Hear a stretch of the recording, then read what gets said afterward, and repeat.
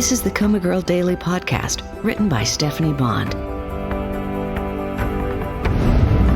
October 26th, Wednesday. Hello, COMA Girl. Remember me? The honey-throated poet is back after a long absence. I'd decided he'd been barred from coming into our room, that someone had caught him taking pictures and leaking them to tabloid sites. Sorry, I've been away. Oh, I see you lost another roomie.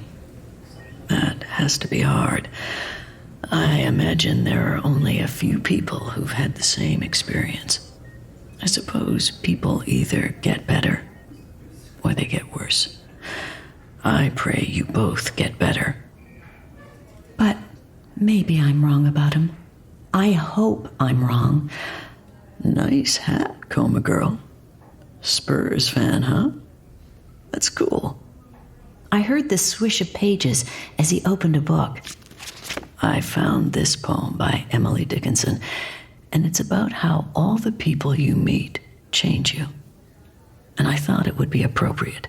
It's called Experiment to Me. He cleared his throat politely. Experiment to me is everyone I meet. If it contain a kernel, the figure of a nut, presence upon a tree, equally plausibly. But meat within is requisite to squirrels and to me. That's me. A little squirrel busily storing nuts when people throw them at me. I'm starting to feel like my cheeks are getting full. People who are comatose are repositories for whatever anyone else wants to dump on us. Medicine, confessions, even abuse. It's a scary, vulnerable place to be, especially when you know you might be in this limbo for months, years, decades. COMA Girl, you're going to be a mother. How about that? He gave a little laugh. You've got to wake up to see that little face. Yes, I'm hoping if childbirth doesn't kill me, that it jars my body enough to shock me out of this malaise.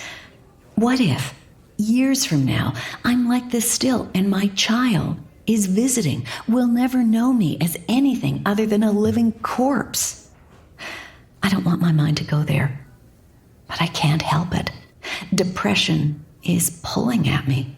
Every day I'm fighting harder and harder not to succumb. I don't know when I'll be back, he said. Take care of yourself. And your little one. He slipped from the room so quietly, I barely heard the door close. But then my hearing is starting to fail me too. Dr. Jarvis hasn't been in to see me in a while. Or, if he has, I've forgotten.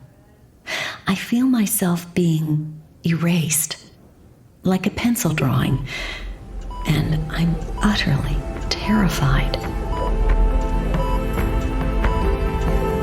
Hello, this is Stephanie Bond, author of the COMA Girl Daily Podcast.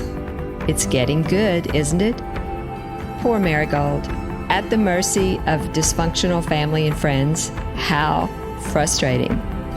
Have you ever known anyone who was in a coma? Share your story in the Facebook group for COMA Girl fans. The link is in the show notes, along with links to some of my other projects. Thanks so much for listening.